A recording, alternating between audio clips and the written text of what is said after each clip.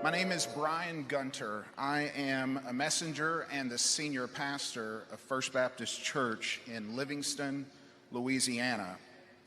Earlier this year, I worked with my state legislators to introduce House Bill 813 in the Louisiana legislature. HB 813 was a bill that sought to immediately end all abortion in my state by providing equal protection to the child in the womb. Simply stated, if life begins at conception, then our laws should protect life from the moment of conception. So you can imagine my surprise when you signed a letter dated May 12th urging all state lawmakers across America to oppose this bill and others like it, because it would make it a crime for a woman to kill her own child by abortion.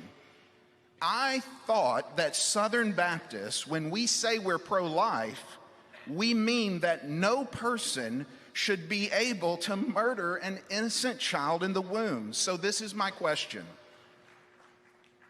Is it really your position that the mother who willfully kills her own child by abortion is never guilty before God, and she should never face any consequences under the law?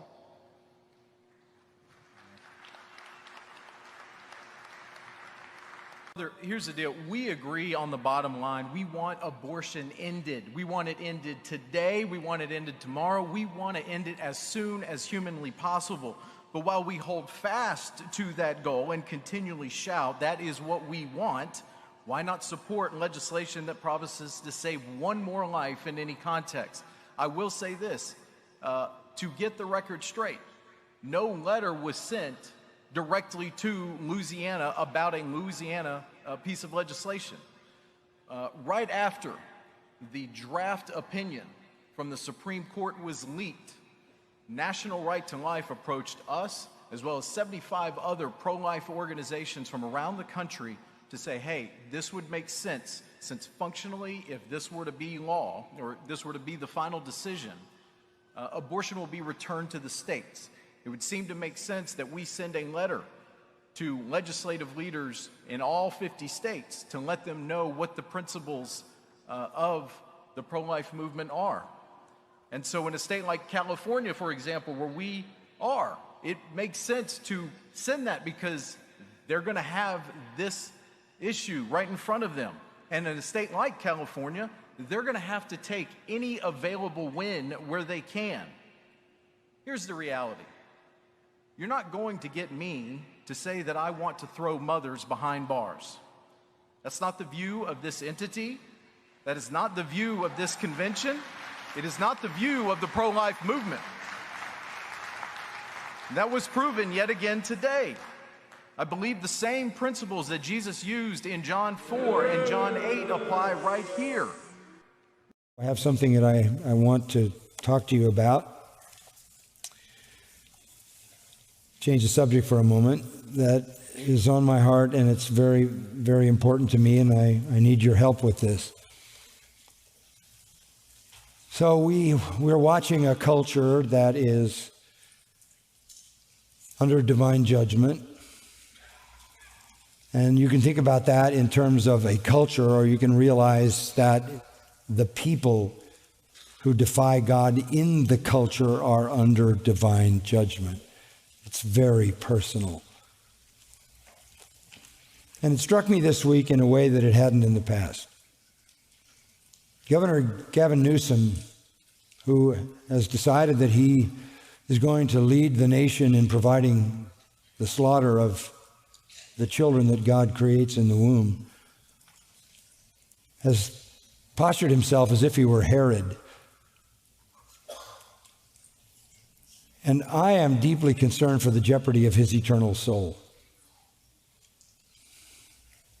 I have talked to him in the past, and I know he was raised in the Roman Catholic Church. But a line was crossed this week that really, really gripped my heart. He began putting up billboards all across America advertising the website in California that you can connect to if you want to have an abortion. And on all those billboards, he included the words of Jesus.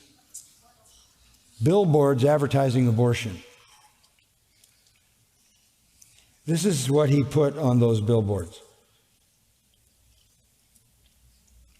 Jesus said in Mark 12:31, "You shall love your neighbor as yourself.